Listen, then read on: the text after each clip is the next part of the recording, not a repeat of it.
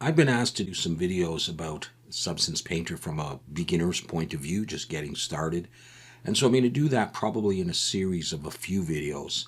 And of course, in order to use Substance Painter, you're going to need to have some kind of a model. So we're going to use this model here, and I will provide an FBX of this, which is the format of the model that you're going to bring into Substance Painter, and I'll put that on the references channel on the Zero Bio Discord. So if you're interested, you would go to the Zero Bio Discord, you'd go into the references channel, and you would search for it, or just scroll around until you find it if you want to follow along with the exact same thing. But I just modeled this thing. It's very simple, a cylinder with sort of expanded ends, sort of like a dumbbell. And in order to use Substance Painter, you're going to have to unwrap this model, unless it's just a flat plane. So this is not going to be a course on unwrapping, but I will show you how I would unwrap this. All right, so we'll do this real quick. I just press 3 for face selection, so I can select here, hold shift and select there. And you can see that I've got 3 edges here, and I've just selected the inner one that has this whole big end gone. I'm going to press Control E, mark seam. So I'm going to put a seam there, and I'm going to press Control 7 to look from the bottom, 2 for edge selection, and Shift Alt and click this edge that goes all the way through. Control E, mark seam. And that's generally enough to unwrap this. However, sometimes you have to think ahead about what you're going to be doing in Substance Painter. And I don't want this to get too complicated, but what I want to do is I want to add 2 more seams. I want to select this middle one. I often will use 3 when I do a bevel, so I can select the middle one. Shift Alt and click there. And at the other end, the middle one, Shift Alt and click, Control E, mark seam. And the reason I'm doing that is because having those seams will help tell Substance Painter where I want to put a certain material or texture. And I'll show you that when we get in there. So if I press A right now to select it all, and then U unwrap, I will get this. I have this piece here, which is the straight piece there. I have these circles, which represent the ends. And then I have this stuff, which represents the curved part. And generally, I don't want to have stuff like this. So you can straighten this, which I think is always a good idea. It's not absolutely necessary depending on the texture, but it's often a good idea. You can straighten this by hand by going 3 for face selection. And actually, I don't have to be in face selection. I'm looking for a quad that is relatively straight. So I'm going to probably use this one. I'm going to press 1 actually for vertex selection. Select this vertex and this one. And I'm going to straighten this in the Y. So I'm going to press SY0. And I'm going to do the same for the bottom. SY0. And then the sides. This point and that point. SX0 now. And this one. SX0. Now that is it's not quite a square. It's more of a rectangle. Press 3 and select it. And then press Control L, and that will select what's linked. And you can see this one's still highlighted. And now I press U, follow active quads, and just with that on there, okay. G, I can move it. That has straightened it. I can also select a bit of this and go Control L, press N, and I can use an add-on called UV Squares, which is available on various Blender sites, but it's a paid add-on. And I can choose to grid by shape, and that will also straighten that. Okay, so you can do it by hand or you can use the add-on. At this point, I can come up here and choose UV average island scale, and that'll just adjust them a little bit. And then pack, and I'll just use Blender. Pack islands. So they're joined together. There should be a little bit of space in between. Very close, but there is some space. So I have a UV map. I have unwrapped this.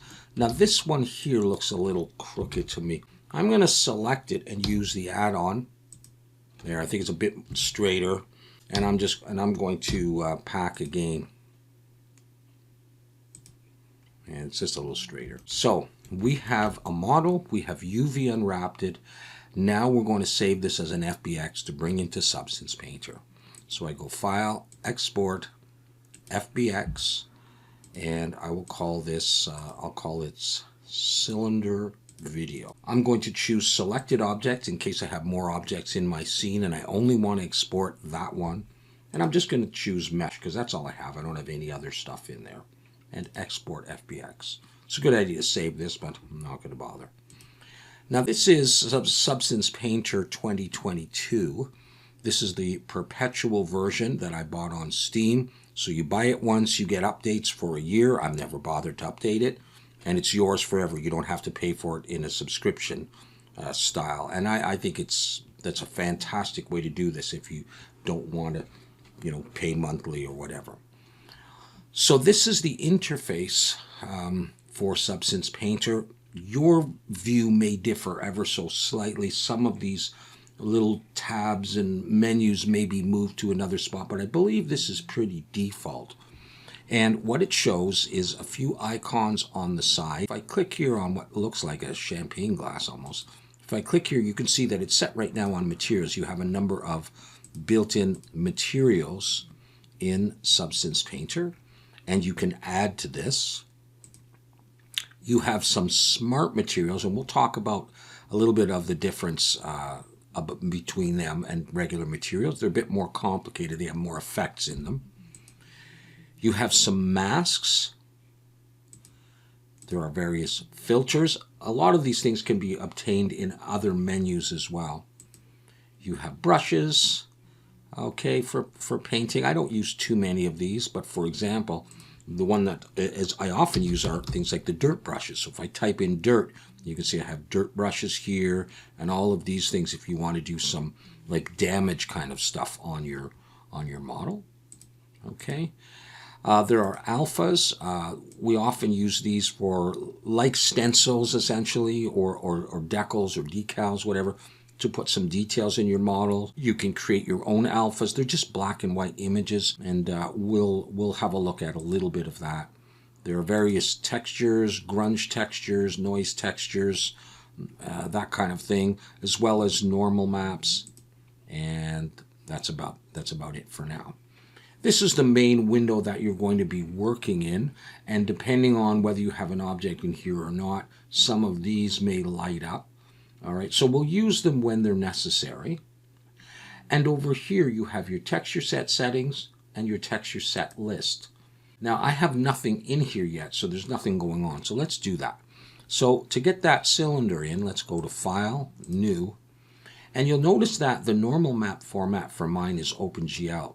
I believe it generally defaults to DirectX, but for Blender we want to choose OpenGL, and you can set it to always have this selected for you, or you just go and select OpenGL.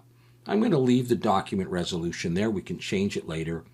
And we don't really need to fiddle around with any other settings unless you're using UDIMs, in which case you check here. But we're not doing that right now. So just make sure on OpenGL, that's all you got to do. Choose Select, and then find your FBX. There it is. Open, and then OK. And there we go. We have now brought that into Substance Painter. In order to use Substance Painter, though, because this has various curves on it and angles, we need to come over here to the texture set settings, and we're going to need to scroll down to where it says Bake the Mesh Maps, because there are no other maps. There's no normal map or any of these things that Substance Painter needs to do its work on this. So we're going to bake that in a second, but first let's look at the texture set list. It says default material 1024 by 1024, and that default material is just what's on here in Blender. It's sort of like a default material. If I created this with a material and I called it metal, let's say, when we came over here, that would say metal. You can change this if you want right away. You can call, okay, I'm going to call it cylinder or something. And then when you save it, that will be saved as cylinder. When you go into Blender, your texture or material will be called cylinder. But that's not really important for what we want to do right now. We want to come back to the texture set settings, scroll down to where it says bake, click that, and you'll get this. Now, it looks a little overwhelming, but let's just have a look at it. We're talking about the cylinder. These are the maps that are going to be baked. The normal map, the world space normal, all these things. You don't even have to worry. The only thing I would suggest is We're not using IDs. This is when you have different colored regions on your model, and we could talk about that in the future. I'm just going to uncheck that because we don't need that. And there's some other things in here we're not going to worry about. We're just going to leave the default values, but uncheck ID.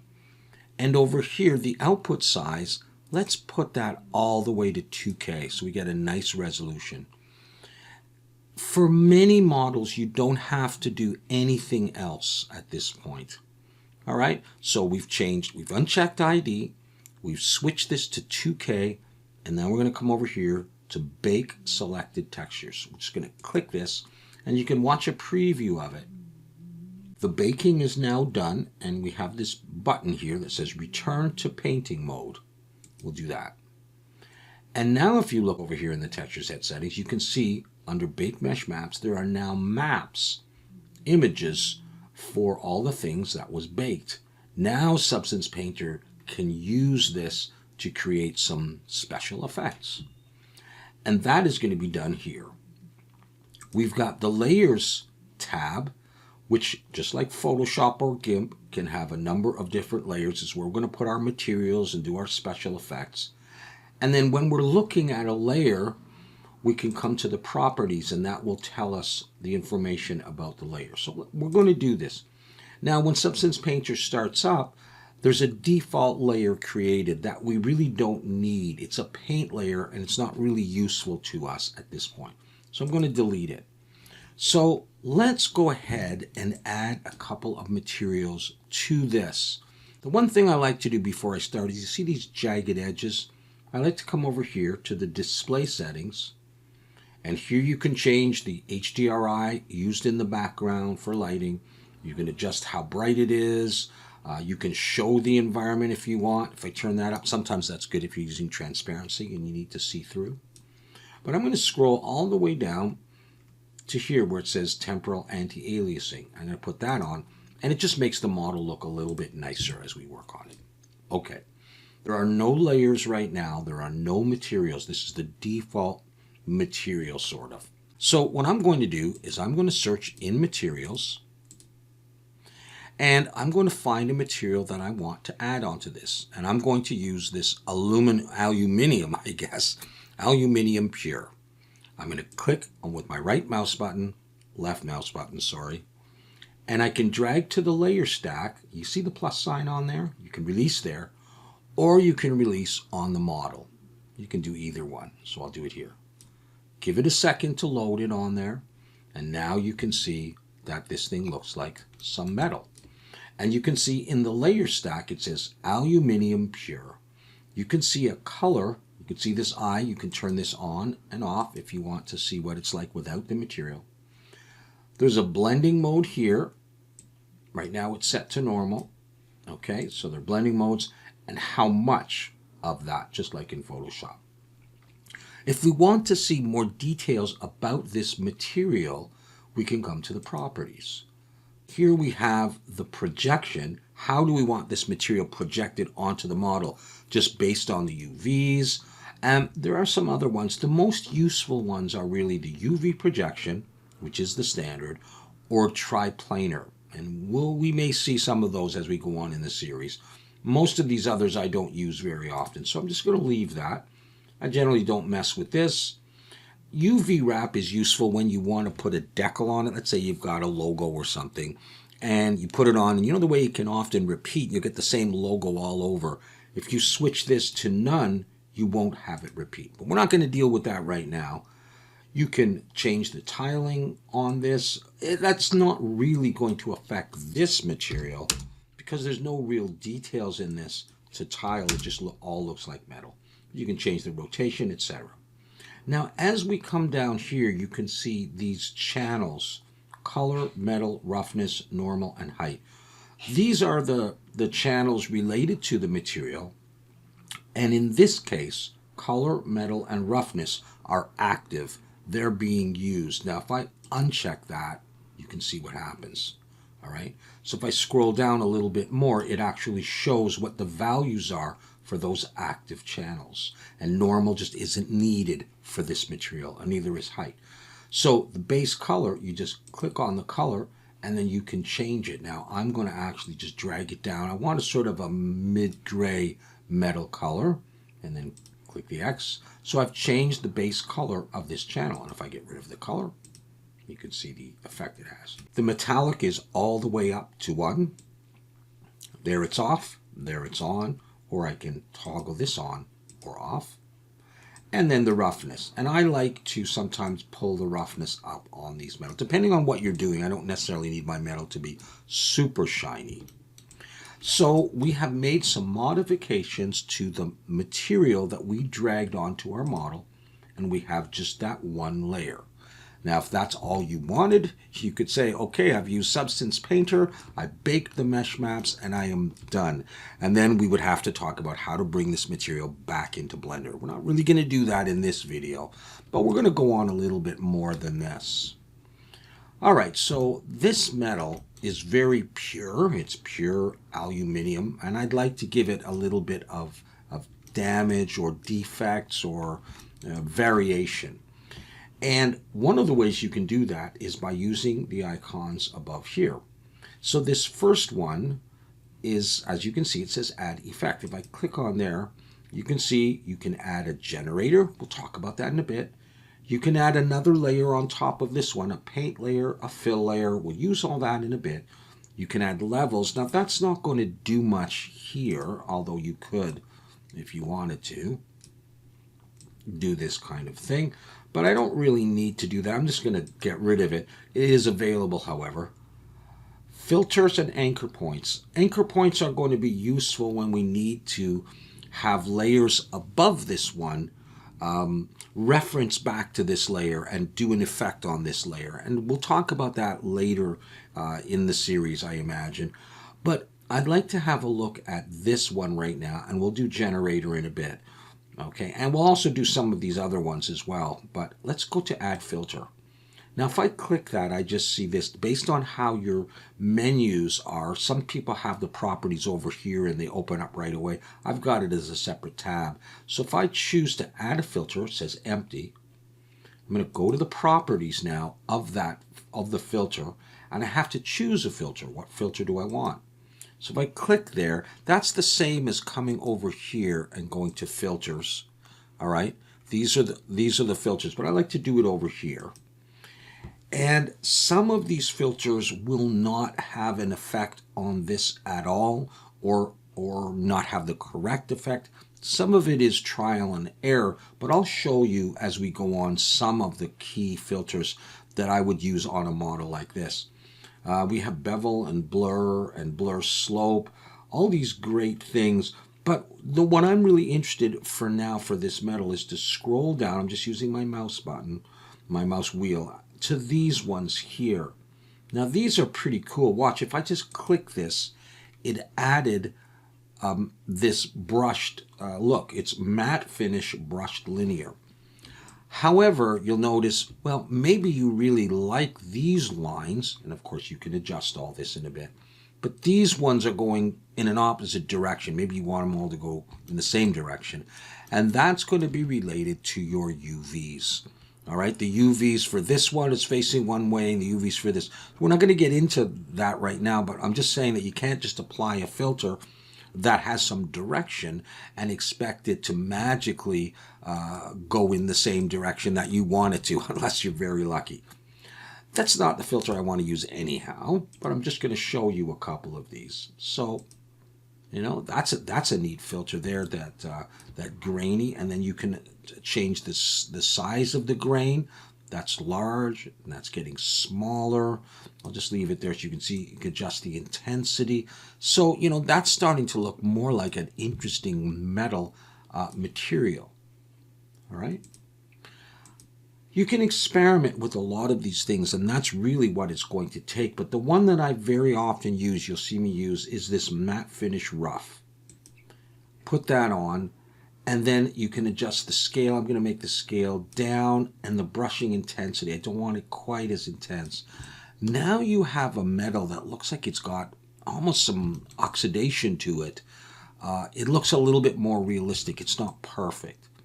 So I will very often in metals or in plastics use this. Like if you were doing a sci-fi computer, you know, with that sort of cream white plastic, you know, from Alien Isolation or Fallout or whatever, and you want some variation in that material. Instead of a bright, shiny plastic, you might want to pull the roughness up a little bit so it's not so shiny and add something like this. So we have added a layer and we've added a filter onto that layer, and we're getting this effect. Now, what if you want two materials on this one mesh? All right, if in Blender, let's go back to Blender for a second. If in Blender I had created materials for this, and say I went in here and I selected that and I created a material and called it, say, grip, like that's maybe where you grip the thing, and then I selected the other parts and I made a second material and I called this metal. You would then in Substance Painter up here have two materials. One would say grip and one would say metal. And if I went to the second material, this layer would be gone, and you could add new layers, new materials onto that Blender material that you created. And it's a very easy way to have different materials or textures on one model. However, when you go back to Blender, you are going to have to load two different materials, the metal material and the grip. And let's say you were bringing this into Unity or Unreal, you would have to create two different materials in Unity, let's say, and add the diffuse, the metallic, and all that stuff, and then do that for the second material. If you have just one mesh and you want one overall texture, that texture is going to have different materials. Here's a way to do that. So what I'm going to do is I'm going to come back to my materials, and let's say I type in plastic. Okay, this plastic grainy, I'm interested in that. Let's see what that looks like. I'm going to drag that above this layer. I'm not going to put it below. If I put it below, I may get some of the effects of this layer coming through this one, such as the grain, but the color is gone because it's underneath. These are like bumps pushing through a piece of paper, let's say. The metal is a piece of paper, these bumps push through. What I really want is I want it above. And now it's all black. Well, where's my metal? Well, this layer has covered essentially this layer. Now let's make a couple of changes first of all to this layer, and then we'll figure out where we want it. So I've got my layer. I'm going to come over to the properties of this layer. I'm going to leave all this stuff alone. Let's just scroll down and see what we've got. Okay, color is black. I like that. Roughness, I can make it shinier. I can make it duller. I want it kind of like a dull plastic. Okay, let's see. Is there anything in here? Technical parameters. This is going to affect how bumpy it's going to be, how high those bumps are going to be. Okay, you see that? I'm going to leave that pretty much. I think I kind of want to have more bumps and maybe smaller. So let's try the tiling. See what happens if we go to 2. Wow, that made a big difference. And that's kind of what I want. The other thing that's going to matter quite a lot, especially with things like bumps and scratches, if we come up to the texture set settings, scroll up near the top. Do you remember we started with a document size at the just as we were bringing this object in of 1024. If I up this to 2048, let's watch this and see if we see a difference. Now it's much sharper. The only thing is, if your computer is not super powerful, sometimes this will cause things to slow down. So I often will work at 1024 and then bring it up to 2K when I'm about to export my textures. I'm okay with this. The only thing is, and by the way, we might try 3. Nah, you know what? I'm going to go back to 2 so you can see it. Let's do one other thing. Let's try a different projection. Just get a sense of what that looks like with UV projection. Let's see if switching to the other choice that I would tend to use, UV projection or triplanar, let's see if it makes a change. Okay, I'm going to hide the manipulator. That did make a bit of a change. UV projection, triplanar. Often you use triplanar where you have an odd-shaped object and you're seeing seams from where it was cut. I don't really have a problem with that in this, so it doesn't really make much of a difference. So I'm just going to leave it where it is. All right, cool. So we have managed to add 2 materials, and you can, of course, rename these. If I want to just call this block, and I want to just call this metal. You may want to leave the original name, though, so that you can remember what it was that you used. But at any rate, I don't want this black everywhere. I want the black right here. And that brings us to the next icon here, which is the mask. So, you know when you're painting your apartment and you have painter's tape, and you put the painter's tape here and there so that you won't paint that particular spot. All right, masks are going to work like that. While this layer is selected, if I click here, I can choose a white mask, a black mask, and some other things that I rarely use. I usually use white and black masks. So let's see what happens if we add a white mask. Okay, so we've added a white mask to this. That means that the material that you have currently there is going to be all over the object. And you can see this white right here. All right, now, if I used my brush, just this default brush, if I do this, I am now painting this mask away and starting to see the underlying metal. I'm going to Control Z to undo that.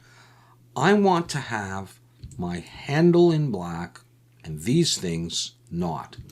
And so the way that I can do this is you can either paint by hand, which is tedious and not very exact, or while this mask is selected, you come over here to this 4th icon called Polygon Fill. Click that. Now you see a preview of the wireframe. Come over to the properties and select one of these. And the one I'm going to try is this one right here, this UV chunk fill. Because I added seams before, I told you I added seams because that's going to help Substance Painter. This one is very helpful. If I click this, if I now click my model, nothing has happened. I'm going to undo, click, nothing is happening each time. But if I slide this down to black, if I click here, the metal has shown through. So I have like cut away by making this black. It was white before. I'm going to do that again. If it's white, it's all this layer is showing through completely. If I make this black, I can cut away that and reveal what is underneath. Go back to the brush, and then there you go. So we've used a white mask to keep this, and if of course I paint on it, I get rid of it, to keep this and to remove it here. Now that's actually opposite of what I want. So I'm going to come back and I go to the Polygon Fill. I'm going to select this and this on black brush. That's what I want. I want the black plastic only here. Now I'm going to actually remove this mask. Instead of using a white mask, I'm going to add a black mask. Now the black plastic is completely gone, okay? And only the metal is shown. So what we're going to do is we're going to go back to our Polygon Fill. We're going to choose the UV chunk. And instead of using black, and by the way, you can switch with X. Watch this. X, X, X, X. Instead of using black, if I click there, that does nothing. If I press X and I use white, I get this. So let's go back to the layers and see what that's done. You see this white area here and this black area here. So you can use a mask. And by the way, if you forget what you're doing, like, I don't know, am I supposed to use a white mask or a black mask? Am I supposed to press X or not? Just experiment until you figure out, okay, this one cuts it away and this one adds to it or whatever. And then just do that. Now, these other modes can also be very useful when you need to select regions that you want, to have another material. But for now, we're just focusing on this, but you can experiment with these other ones. Cool. So we have managed to add two materials and put the black material in a particular spot, not all over the model. Whereas normally you would think in Blender, if you wanted to do this, right, you would have at least two materials here, and you would have something in the bump channel or whatever. This way, we're doing this all on one texture or one material, whatever. All right, we're doing it all together, so when you load it in Unity, you just have to load the stuff once. This is looking very clean, like it just came from the factory. We're going to want to have some grunge or some dirt on this. So a very typical thing to do is to add another layer to add some dirt to this. So here's what we do. Usually we're going to use this paint thing here, this paint can that's spilling. And you can see the tooltip says add fill layer. This other one is the paintbrush, which is just add a regular layer. It's a paint layer. We're not going to use that. We're going to use the fill layer, and you'll see there are about 3 steps we need to take. So watch what happens. I'm going to click that. That creates a new layer on top. We want it to be on top. The dirt's going to be on top of this. All right. It's called fill layer 1. We can go ahead right now and just call it dirt. All right. Let's look at the properties of this layer. UV projection, repeat, all that stuff's fine. Tyler, don't have to worry about that. Look at all the stuff that is activated right now. When we just add a general fill layer, it doesn't know what you want. Now, by the way, you can Alt-click on this, because if you want to turn some of these off, let's say we don't need metal, we don't need normal, we don't need height, all right? What you can do is you can just Alt-click on that, Alt-click, and that'll be only that. So for dirt, I'm going to Alt-click on color because I want dirt to have a little bit of a color. And I'm going to use roughness as well, because dirt is pretty rough, right? It's not very shiny. So I have these two channels operational, which is what you generally need for dirt. Base color and roughness. I'm going to change the color. I'm going to slide this up just a little bit so we get a little bit of brown. And I'm going to do that. Now you'll notice it's very dark. Don't worry about that right now. And let's adjust the roughness up really high. So that's what it looks like. Well, you don't want it like that. We're going to need to place the dirt just at certain spots, like a mask. So the next step, and essentially, I don't know how well I can explain this, is just you're just going to follow this, is you're going to add a black mask. And now there's no dirt at all. All right. And then we're going to click the magic wand and use a generator. We're going to use a generator to generate dirt automatically or procedurally for us. Click Add Generator. So what generator? Go to the properties, choose generator, and then these are all the different generators, and you can experiment with them, but there's one specifically for dirt right here. All right, and click that, and it's going to put some dirt on our model. You can then lower the dirt level, and a good rule of thumb is less is more, as long as you can see some. All right, you don't really want to go too nuts with this. Just do something like that, and then you can experiment with the contrast. Sometimes you want to use triplanar. It's not really going to matter very much, but I just want to get a little bit of dirt in there, so there's a bit on here, but mostly in the crevices, just like ambient occlusion would be in there. And now it looks a little bit more worn, a little bit more natural. All right, so I don't want to use too much.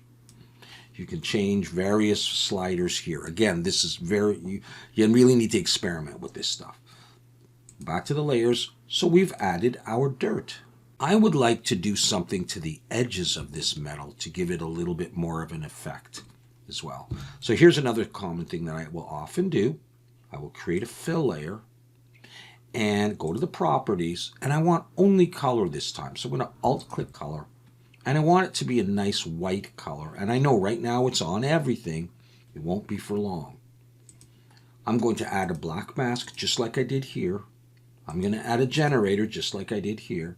But the generator I'm going to choose could be either metal edges, and you can see metal edge wear, or curvature. And you can try either. I'm going to go with the curvature. Click that and adjust the global balance. And I'm going to switch the color here so it's a bit more obvious what this did. All right. Based on the curvature map that's in here,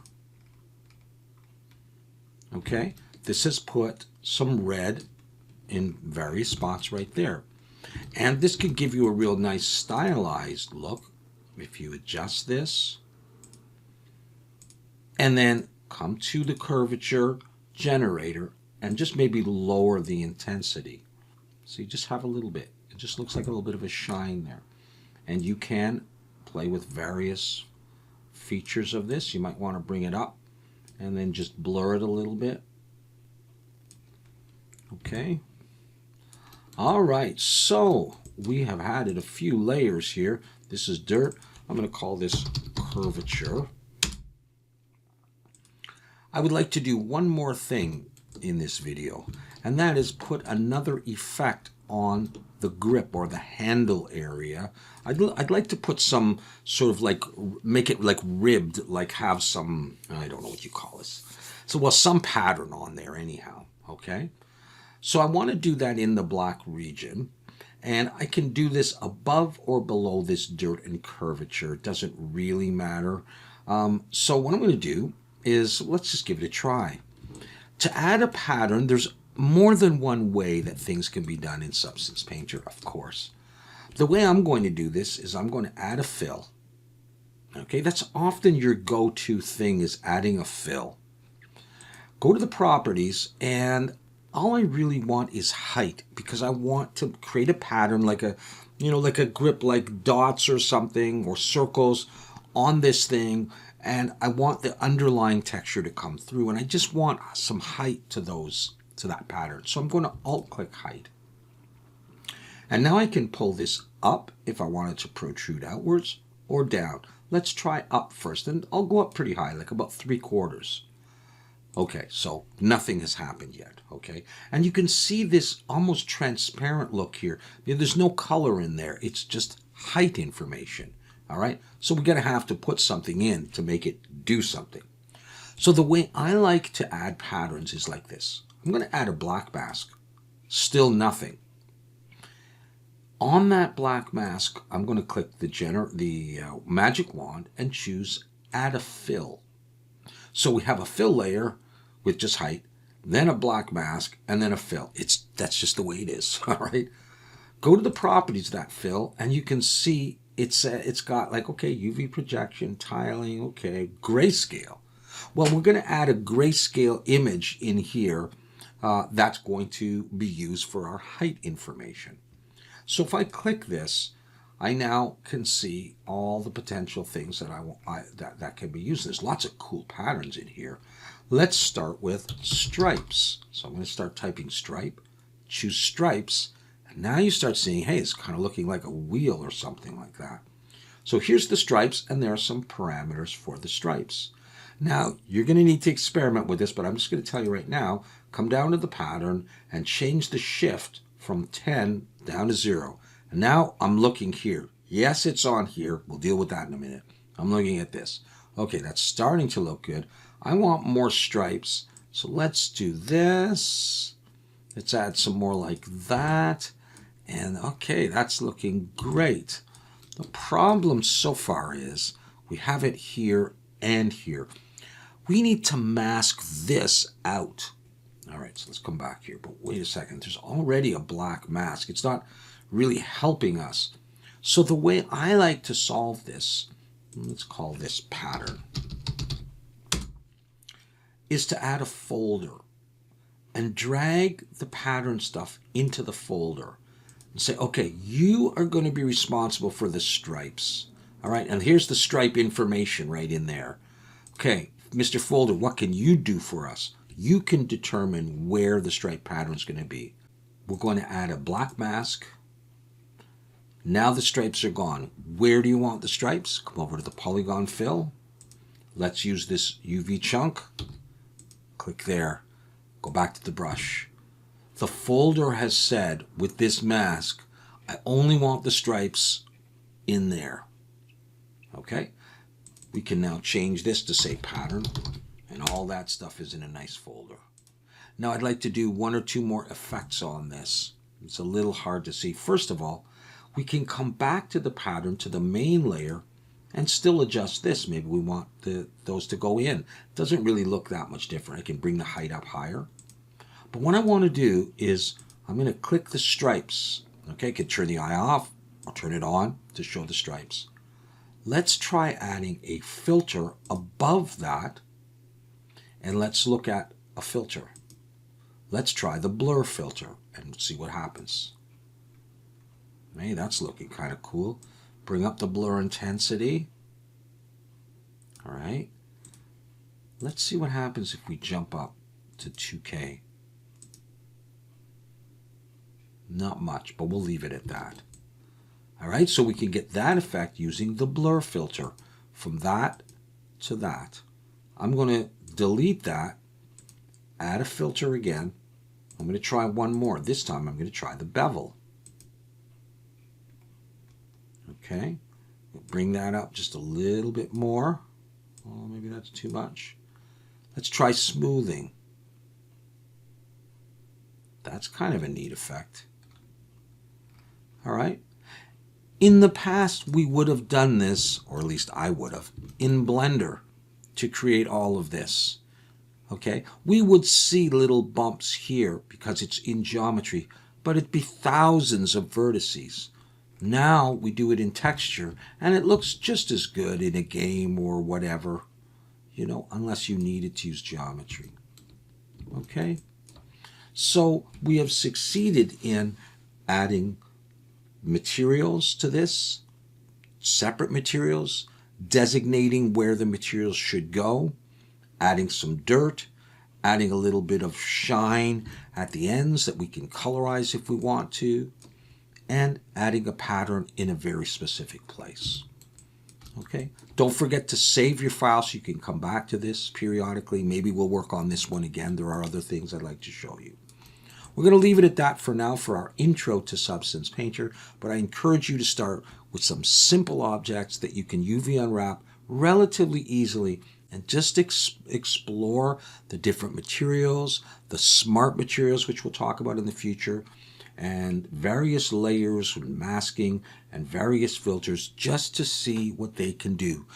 Do not get frustrated with this. Just follow the tutorials you can find, follow my stuff, do the exact same thing until you're confident, and then go back into the pattern and say, you know what, that worked really well with stripes. Let me see, what would happen if I clear that and use something else? Like, let's say, I'm going to show you dots, okay? I thought this was over, but it's not quite over. You try it with dots and you tile them. Okay? In fact, let's get rid of the bevel. Let's just get rid of that.